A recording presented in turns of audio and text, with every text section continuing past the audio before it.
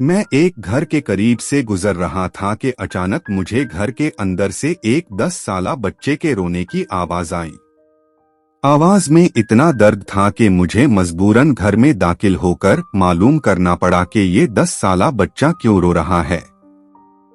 अंदर दाखिल होकर मैंने देखा कि माँ अपने बेटे को आहिस्ता से मारती और बच्चे के साथ खुद भी रोने लगती। मैंने आगे होकर पूछा, बहन क्यों बच्चे को मार रही हो जबकि खुद भी रोती हो।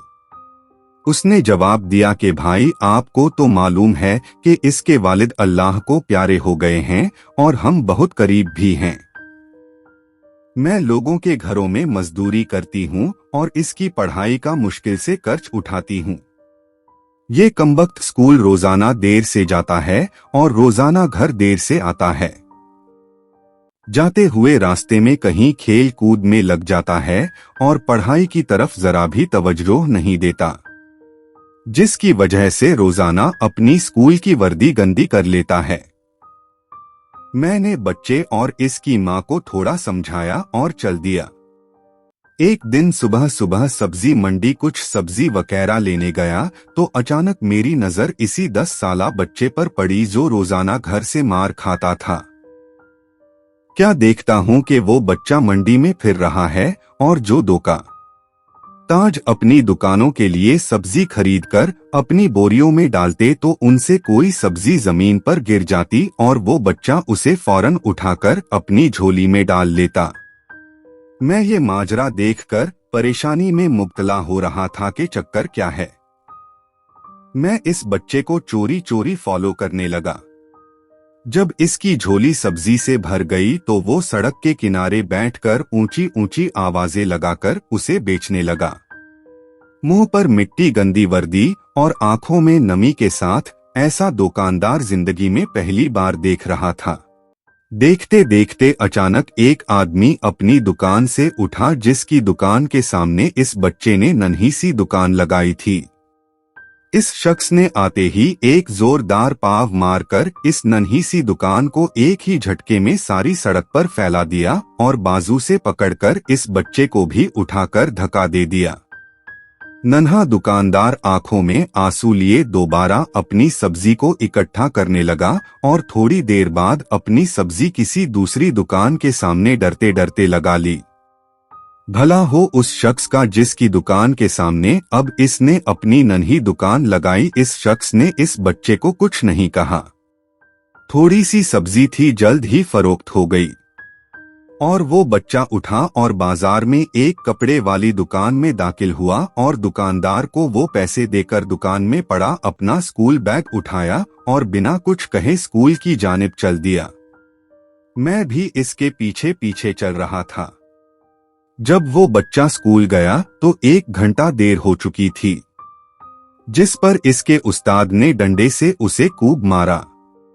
मैंने जल्दी से जाकर उस्ताद को मना किया कि यतीम बच्चा है, इसे मत मारो। उस्ताद फरमाने लगे कि सर ये रोजाना 1 घंटा देर से आता है, मैं रोजाना इसे सजा देता हूँ कि डर से स्कूल टाइम पर आए और कई बार मैं इसके घर भी पैगाम दे चुका हूँ। बच्चा मार खाने के बाद क्लास में बैठकर पढ़ने लगा। मैंने इसके उस्ताद का मोबाइल नंबर लिया और घर की तरफ चल दिया। घर जाकर मालूम हुआ कि मैं जो सब्जी लेने गया था वो तो भूल ही गया हूँ।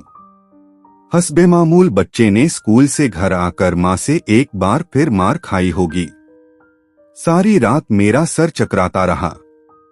अगले दिन सुबह की नमाज अदा की और फौरन बच्चे के उस्ताद को कॉल की कि मंडी टाइम हर हालत में मंडी पहुंचे, जिस पर मुझे मुस्बत जवाब मिला।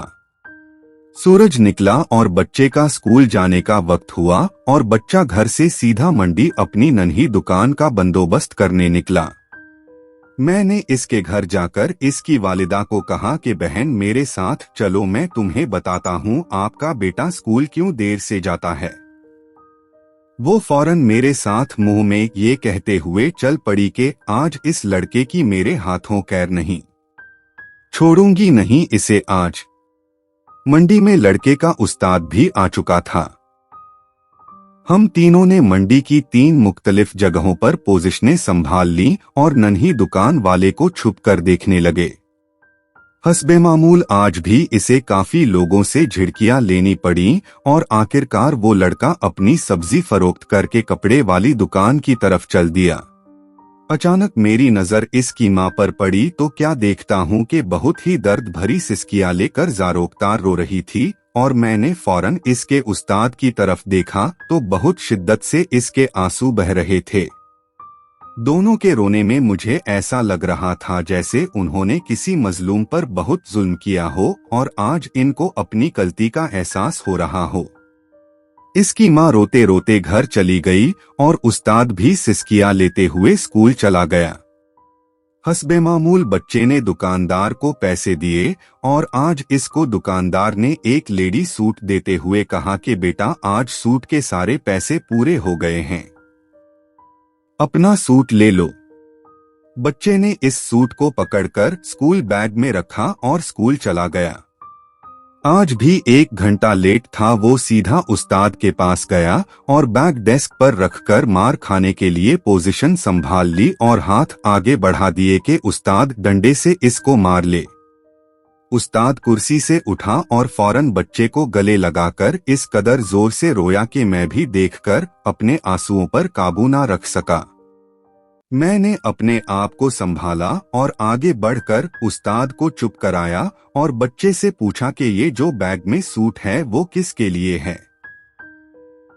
बच्चे ने जवाब दिया कि मेरी माँ अमीर लोगों के घरों में मजदूरी करने जाती है और इसके कपड़े फटे हुए होते हैं। इसके पास जिस्म को मुकम्मल ढांपने वाला कोई सूट नहीं है, इसलिए मैंने अपनी माँ के लिए ये सूट खरीदा है। ये सूट अब घर ले जाकर माँ को दोगे?